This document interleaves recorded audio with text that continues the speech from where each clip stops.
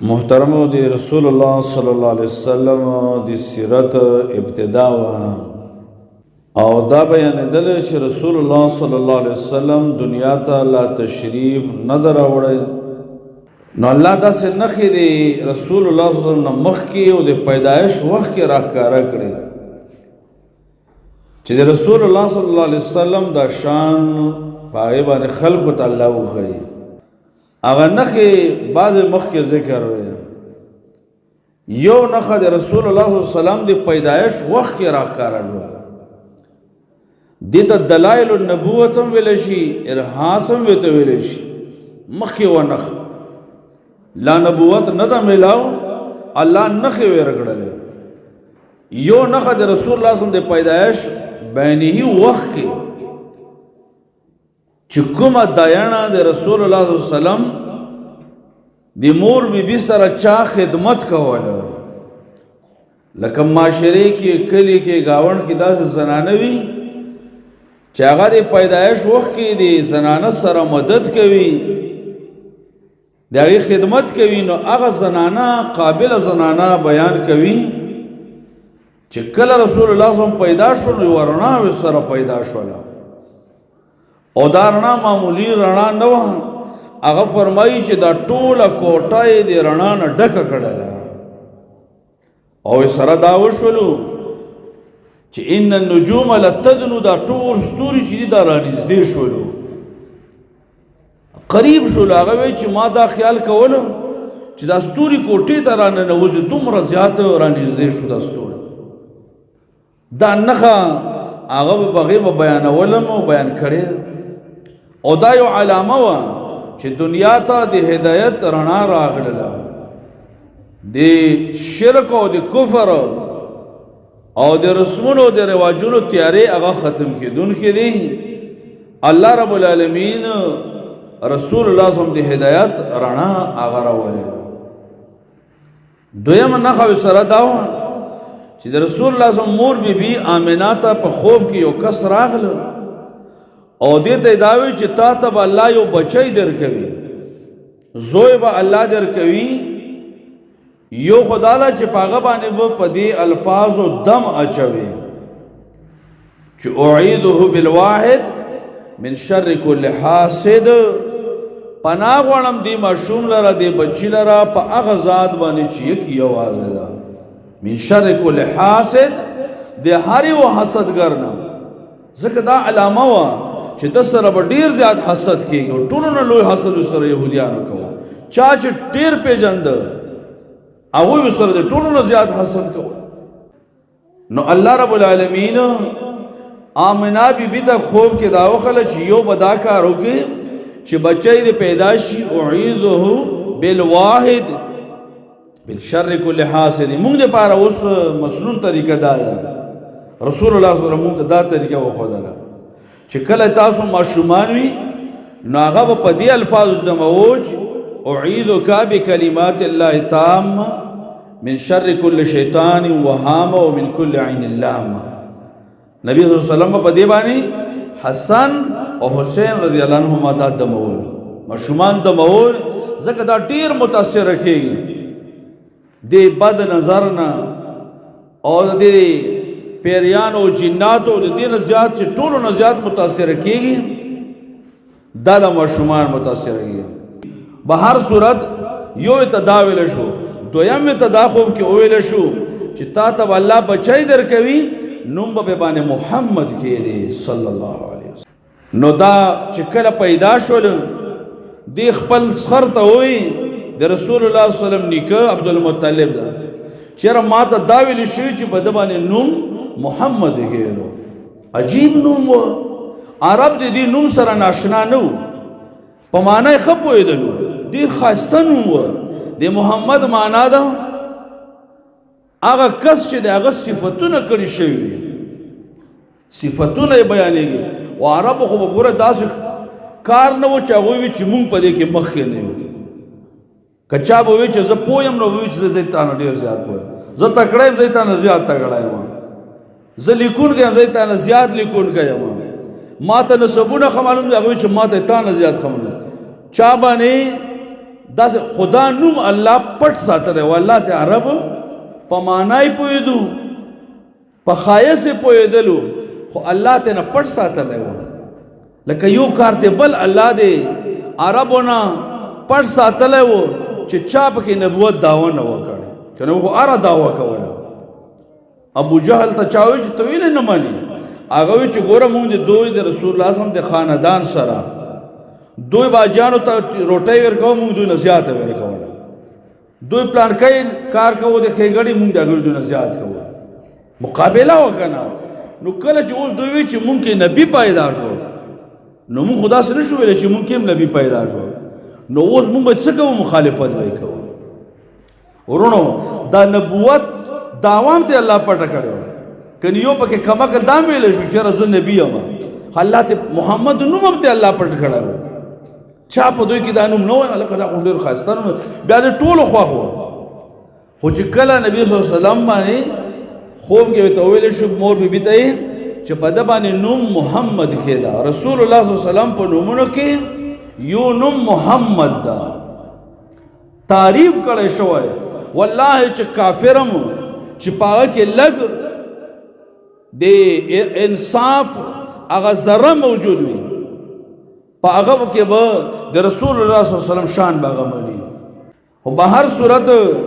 دا ورته وښیلی چې دا به ته نو دا یو عجیب نوم ورته خوښ کړی شو دا هم یو کمالي خبره وه بله یوه نښه دا راښکاره شو ورونو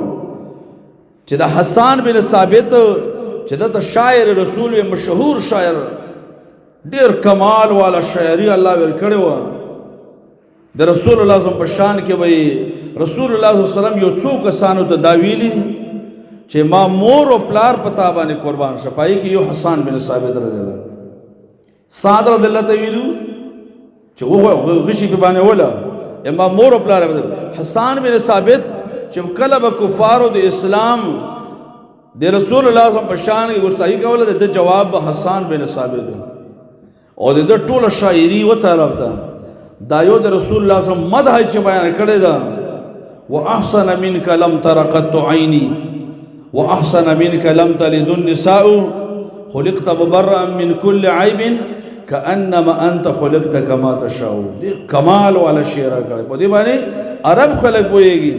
نبی شان بیانوي یہی چې ته الله څه عجیب پیدا کړی محمد رسول الله صلی الله علیه وسلم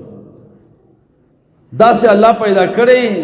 لکه د هر عیب نه پاکي الله داسې پیدا کړی لکه الله ته تا یو شی ځان خوښ کړی چې الله ما داسې پیدا کړه او الله مغسې پیدا کړه کما تشاء لکه څرنګه تا وغوښتله خلقت مبرئا من كل عیب د هر عیب نه ته پاک نو حسان بن ثابت وی چې زه د اوو کالو هم د مدینې کې یهودو کلی و هغې ته زه لاړم دا د رسول الله صلی الله علیه وسلم لږ مشر و یهودیانو کلي ته چې زه لاړم یهودي یو اوچت ځای ته وختله او اوچت ځای باندې اعلان وکړلی و یهودیانو ته چې ای یهودو آخري نبي پیدا شوی ده څه وجه نه خلکو تپوس وکړه تا ته څه پته ولګېده هغه وایي چې ما ته یو علامه معلومه ده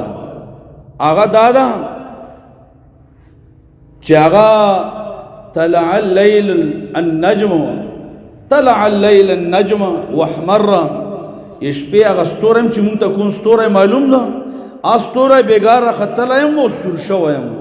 دا مونږ ته علامه معلومه ده چې اخیری نبی پیدا کېږي په اسمان کې یو ستوری هغه به راخیږي او سور به هم شي نو دا د دې علامه نو بېګا هغه ستوری راومختل او سور شوی یم ده نو یهودو هغه پیدا شو حسان بن ثابت رضی الله فرمایي چې کله زه بیا لوی شوم غټ شوم محمد رسول الله صلی الله علیه وسلم ته الله نبوت ورکړه نو ما ته پته ولګېده چې او هغه یهودي خو اعلان کړی و خو دا خو ظالمان دي پیژني او بیا هم مني نه د هغوی مشرانو ته معلومه وه دا خبره نو دا یو علامه چې یهودي اعلان وکړه چې ګوره ستوره راوخته او هغه نبی پیدا شوی ده یو بله لویه علامه ورونو دا وخت کې مشهور دوه طاقتونه په دنیا کې موجود وه لکه موږ نن په اصطلاح کې سپر پاور یو ته به روم وي بل ته فارس والا مجوسو یو کتاب هم نه منه هغه د رڼا عبادت کوونکي کتاب د هغوی سره نشته اور روم والا دا اهل کتابو ذکر رسول الله صلی الله علیه وسلم مؤمنان دی هغوی په فتح باندې خوشحال شوي سورة روم کې اول سر کې تاسو وګورئ یومئذ یفرح المؤمنون په دغه ورځ به مؤمنان خوشحاله شي ځکه که هر څه دي کافر هم دي خو کم از کم کتاب خو سره شته ده که نه د فارس والا نه خو مونږ ته ښه دي که نه نو په دغه ورځ مسلمانانو په دوه خوشحاله شي یو بدر او یو د روم غالبه کېدل نو دا فارس والا دا ډېر سختترین حکومت و او د دوی زړې زمانې نه هغه سپرمیسی و طاقت چې در روان و دومره زړه بادشاهي 3164 سال یہ دوی مشرانو کې دغه بادشاهي را روانه او را روانه چا خستا مجال نو 3164 سال کی خاندان حکومتوں کی هغه به څومره مضبوط وي هغه به څومره پاورفل وي هغه به څومره زیات طاقت موجود وي نو د دوی دا بادشاهي ډېره مضبوطه بادشاهي وه د فارس والا او دا د څه عبادت کوونکي وو د رڼا او د ستورو او د اور عبادت کوونکي وو ظالمان دلیل څه دلیل دا و چې دا اور ډېر زورور شی ده هر شی دی ختم کوي چې څه ور واچوي هغه دی ختم کوي نو بس دې عبادت وکړو د دې نه دومره متاثر وو هلکه یو شی که طاقتور نو هغه د عبادت لایق خو نه وي که خو دا عقل الله هغه چاته ورکوي څوک چې د الله په دین پسې روان نو فارس والا دوی به اور بلوه زر کاله د یو ځای کې و دا اور دا بلیدل نه په ژمي او نه په اوړي دا مړ کېده نه بلکې دا مو چې کله مسجد جوړو نو هر مسلمان پکې د خپل وس مطابق چا څومره وس وي هغه پکې اچوي